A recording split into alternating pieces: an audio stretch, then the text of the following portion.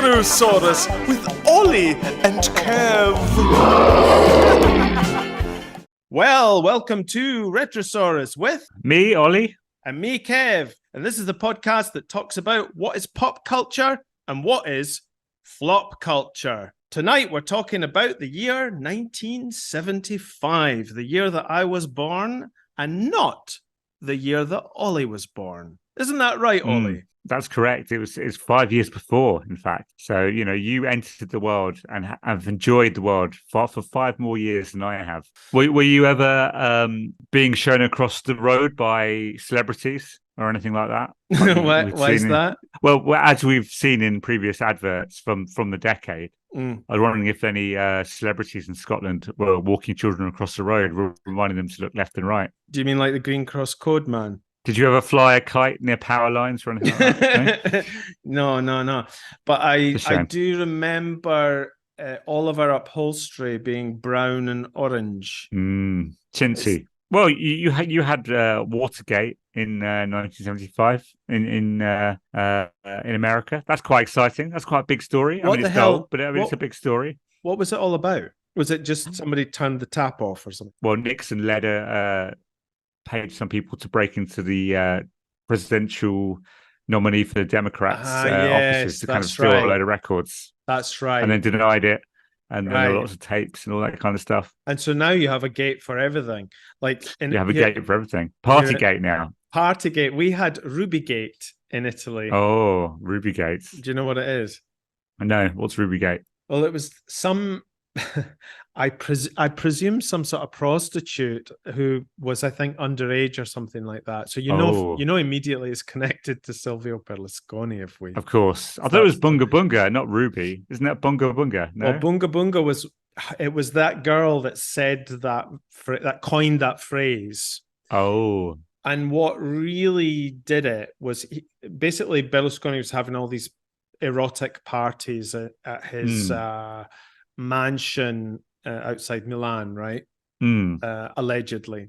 And one night, this girl who, if I understood correctly, she was from Morocco or Algeria or something like that. And he got a call from her to his official number from her cell phone because she was at the police station after she'd had some argy-bargy with some girlfriend of hers or something like that. And she got taken to the cells and she was calling him up on his official phone. So Silvio Berlusconi calls the police station and says, oh, let her go. She's the daughter of some prime minister of Morocco or something like that. Let her go. And of course, that's absolutely a lie. Something you should not be doing, let's face it. And so it became a big scandal added to all the other things like, his trials and stuff like that. Yeah. So that's how that all came about.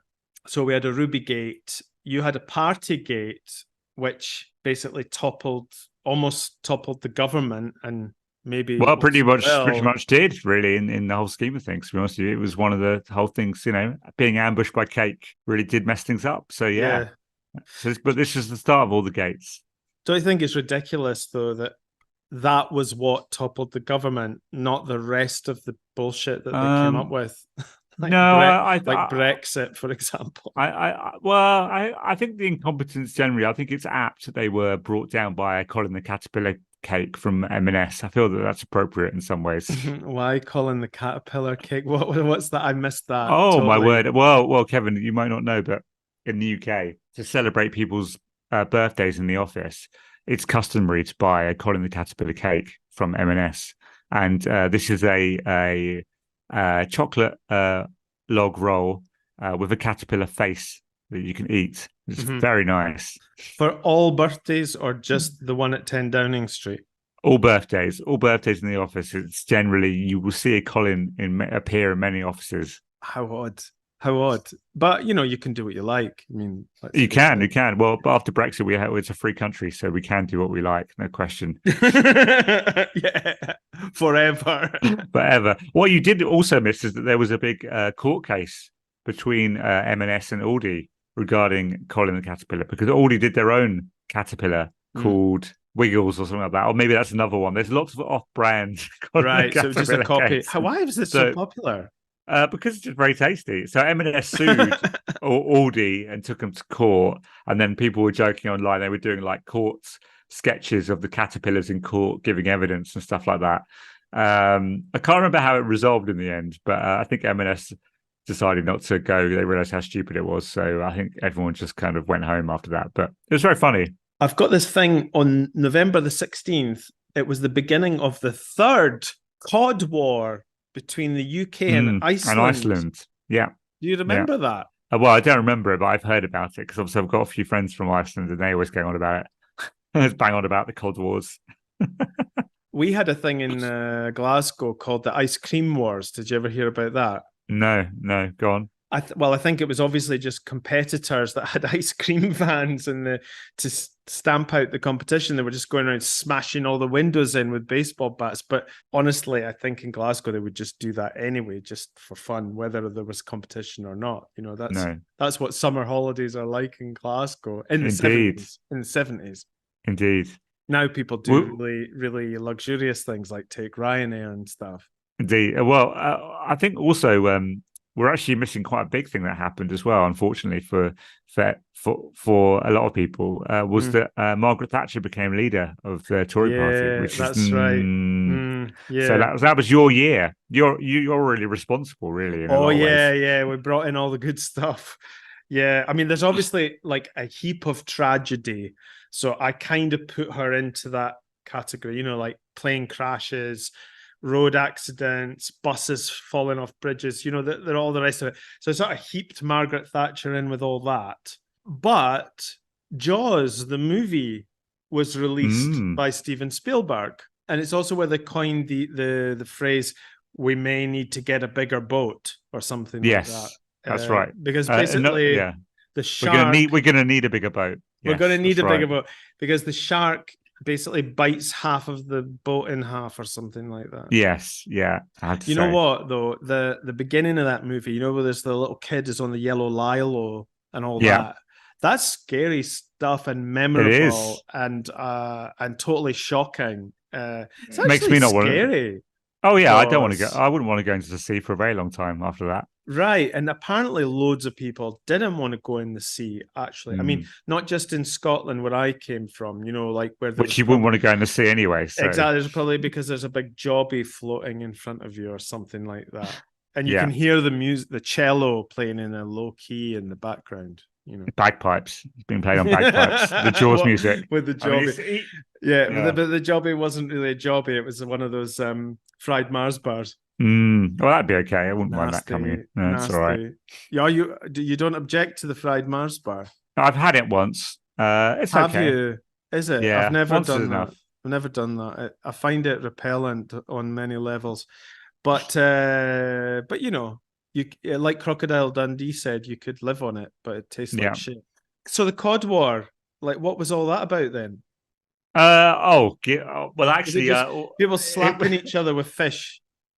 I think so. I think there was an argument as to whose cod was it, and they were arguing over the amount of cod that they can take from each other. So there was a lot of fish, sea battles. I don't think it was the army or anything like that. I think it was mainly sea battles. What with with cannons and stuff? No, it wasn't like the Napoleonic Wars. I don't think anyone died as a result of the Cod War. No one lost, you know, an arm or anything. It would have been so much better had that happened. Oh no, I agree. But anyway, I agree. So there was a third Cod War, Ollie. I'm like, why did they reprise the Cod War so often? I mean, they seriously love their fish. I must take back what I previously said. It looks as if from the Cod War there was some serious naval battles between. Great. But I'm not sure they really did anything except just kind of like, you know, Captain Birdseye at the helm. Can we talk about people who were born in 1975? Apart from me. Okay. I've got an interesting list of people actually. We've got David Beckham. Oh yeah. Yeah. And I look so much younger than him, by the way. Yes, of course. No, really, I'm not joking. Look at the skin. Beckham needed lots of products to do that. I use nothing, just soap and water. Just saying. Enrique Iglesias, who does look younger than me. Lauren Hill. Oh, yes, the actress. Yeah. I mean, the singer, sorry. Yeah. Yeah, who sort of came and went. Yeah. You know, she stuck around long enough to go one time, 2 times, and then 3 times. That was it. Her career was over. I don't know. Yeah. I don't know what happened. And she was a very good songstress, I might Oh, add. yeah, she was, It definitely. was. She could rap, she could sing. Jamie Oliver, English chef, restaurateur, and TV personality, and all-round Cockney celebrity. Do you think he's a twat? No, I'm just joking. I'm just being a thing. No, he seems to be nice enough and stuff. I like the fact that what he's done with the school meals and all that kind of stuff, and all the restaurant 15 and all that kind of stuff. Yeah. Although sometimes I have to say the things that he does on TV now, you're just like, not sure everyone has, I don't know, the lifestyle that he has with 15 kids and living in the Cotswold or wherever it is. And he's cooking and all this kind of stuff. It's a bit, it's a bit much. Is it a bit like the going to the chateau? You know that program, The Chateau? Escape to Chateau, yeah. A little bit like that, or a bit like Nigella Lawson, like going into her massive larder of different food from all sorts of different places and rustling up whatever. Right. I think what I object to with the celebrity chefs is just the where they pretend that they've got their real friends coming around for dinner, and really they're all just basically actors and actresses. They aren't real people. Oh, really? They aren't real friends. No. It's all an illusion. It's all TV. It's all fake, Kev. Fake. It is an illusion. You're right. I remember Jamie Oliver at the beginning of his career. You know, Mum bought me this video of Jamie Oliver. A video? For some reason. I don't know. I think it's because I was a student and she wanted me to cook. I really don't know. But actually, it was not bad. And what his whole thing was, what he would do is he would go to the supermarket and get a frozen ready meal, meal for one or whatever. And then he would show you how you could make it quicker, cheaper, and better. With just him and a chopping board and stuff. Oh, I see. Oh, and a loft in the East End of London. Yeah. In like a really trendy part of London. Of course, what you're missing... Which helps. What you're missing is that's all very well, but you could just pop that ready-made thing in the microwave for 5 minutes and it's done. There is that. You're paying for convenience, Jamie. That's the point. You're paying for convenience. And some people have worked a long, hard day and they haven't got time to, fluff around with rocket. Like tickle the goose's cheeks and, and slobber the sea bass's mouth with butter and lick its gills. Liz Truss was born on July 26th. English politician, former Prime Minister of the United Kingdom. Yeah. Liz Truss versus the lettuce. Do you remember that, Ollie? How can I forget it? We were all betting on the lettuce. Yeah. And the lettuce came through. But what was that all about? Like, how did that start? I think it was the Daily Star who just got into a very similar thing that she probably wasn't going to last that long. And what will last longer? And it probably lettuce. And that was basically after the disastrous economic policy they started following, where they basically decided to crash the British economy. And she was the third of the perishable prime ministers? She went quicker than most of them, to be fair. Even Rishi Sunak has lasted. I mean, to be fair, she did kill off the Queen. And then she got a bit more of an execution for a few more weeks, and then when all the grieving was over, she really got to murder the economy, and then she got booted out. Well, she left because she knew the writing was on the wall, or the letters was on the wall. Fun facts from 1975, Ollie. Microsoft was formed. I see. We've been destroyed with Microsoft versions of Outlook forever. And now everyone in the world is stuck with Microsoft, even though it's terrible. I was a bit more excited about the fact that Betamax came out in 1975. Oh, Betamax. Right, which was short-lived because VHS came along shortly afterwards. But Betamax was like, I don't know if you ever had a Betamax or had a No, desire just to have VHS. one or whatever, but it was this hulking, massive video player. It was huge, with quite small cassettes compared to the VHS ones. But somehow, I don't know, somehow it just didn't go very well. Rubik's Cubes, everybody had one of those. Yeah. Yeah, well, of course.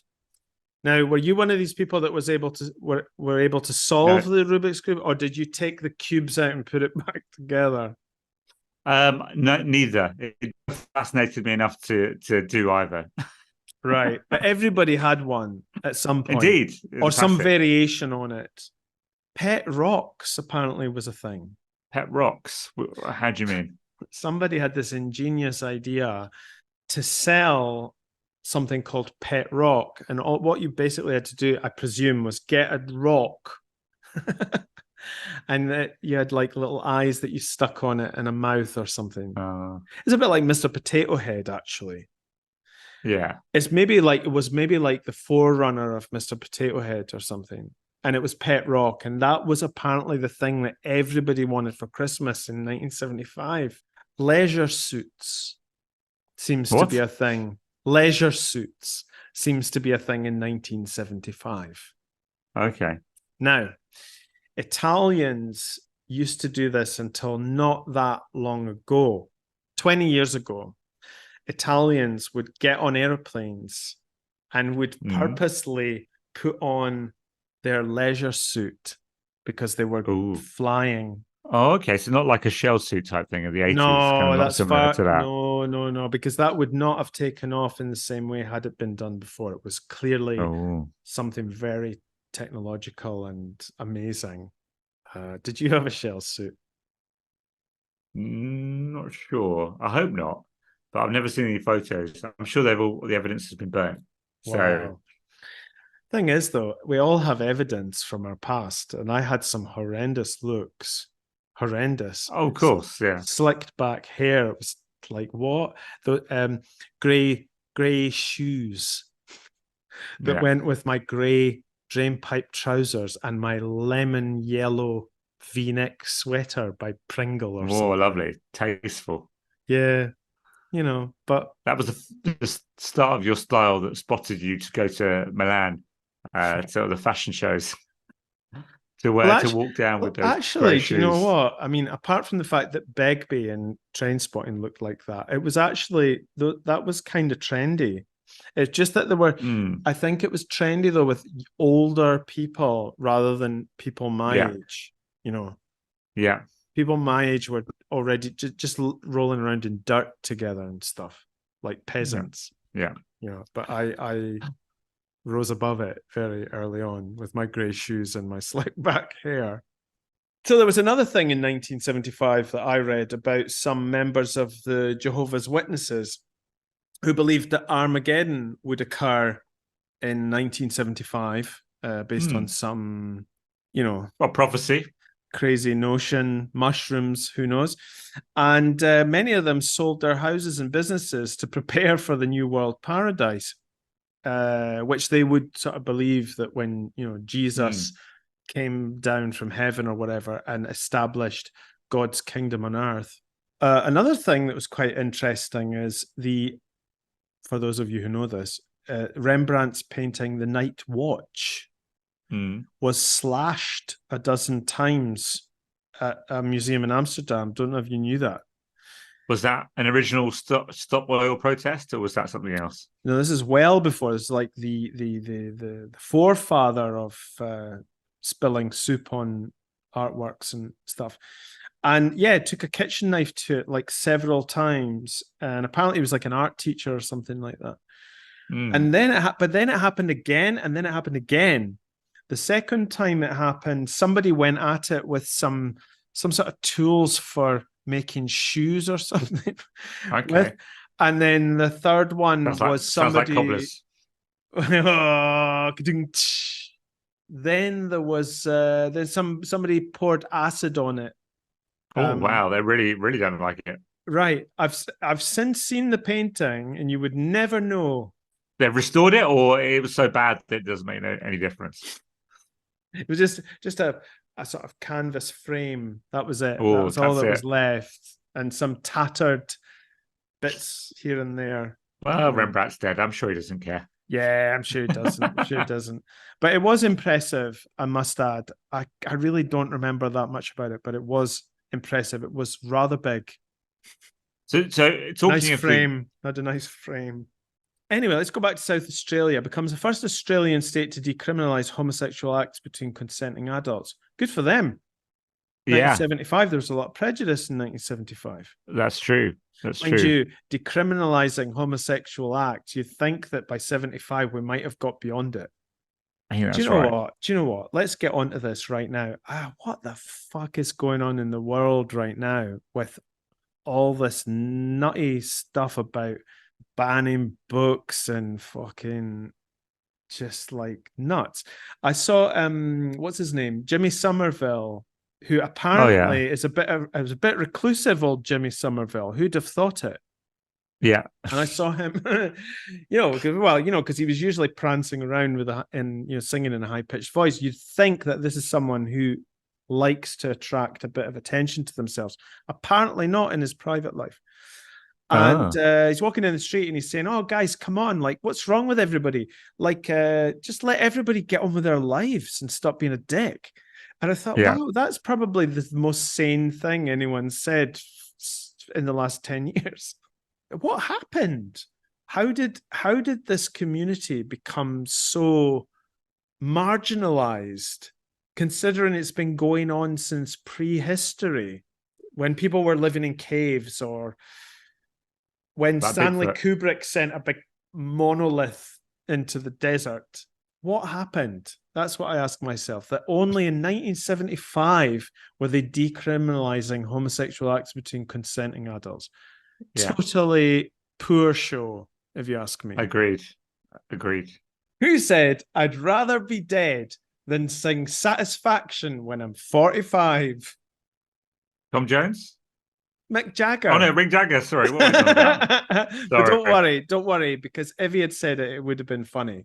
How old are they now? Like they're like 500. They're older than 80s, Yoda. 90s, basically. Definitely. Yeah, agreed. They're older than Schmeagol. They're older than what? Then older than the ring itself. They're older than some old woman's ring. I thought you were doing a Lord of the Rings thing. I wasn't even talking about that, but that's fine. Lord of the Rings thing. But yeah, no, but it was clearly a false statement. I mean, yeah, he clearly hadn't thought it through. No, but he also thought that he was taking so many drugs that there's no way that he would last that long. So there you go. That's the other thing. I think they were probably not doing any of that. They were just at home drinking tea and stuff. And just having a laugh about it. That was an image projected. Here's another really good one. In 1975, Leonard Nimoy published his autobiography, I Am Not Spock. You know, like, this is not a pipe. Yeah. In 1995, he published a second volume. Do you know what it was called? I Am Spock. I'm really, I'm not really Spock. I really am not. Spock. It was, you got it bang on. I Am Spock. Did the sync straight afterwards? That's interesting. No, he didn't do it straight afterwards. He did it. He did it in 1995. No, 1995. Okay. Oh, wow. It took him that long to realize that he was actually Spock. And we all knew it anyway. Yeah, back then. He should have just asked us. Yeah, we would have told him. 3 very good rock albums came out in 1975. The first one was Queen's A Night at the Opera. Pink Floyd released Wish You Were Here. And no, it was not the travel program with Judith Chalmers, if you remember that. Sorry, I was eating, and I'm worried that it's coming across on the sound. Sorry. But you're always eating, and it always comes across. Does it? Oh, God, I'm sorry. Yeah, no, don't worry. Nobody cares. We don't have any listeners anyway. Led Zeppelin released Physical Graffiti. Yeah. Which was I had it on vinyl. It was like the cover was like a New York apartment block, and the windows were cut out. And if you pulled the sleeve out, you could change what was in the windows. There was loads of stuff like that at the time. I had one by the Rolling Stones that had cutouts where they had women's hairdos and you could slide the Rolling Stones in and out, and it was super cool. Apparently some great bands were formed in 1975. Iron Maiden, beautifully named after the medieval torture device where you would be slammed in an Iron Maiden and forced to eat spike. The Boomtown Rats, who I've personally found quite annoying. That's Bob Geldof, no? I don't like Mondays. Hats off to him for doing Live Aid and stuff. Motorhead wasn't into them at the time, gained appreciation for them later. And the Sex Pistols, they did their first gig in Manchester. Oh, I read that it was in Central St. Martin's College of Art. Okay, probably was. That's probably accurate then. Who knows? Well, that's been everything from Retrosaurus tonight, and 1975 draws to a close. Isn't that right, Ollie? It does. Draws to a close like Jaws coming to eat you in the water. Or someone coming at you with a massive cod or a haddock and slapping you right in the face. Good night. And good luck.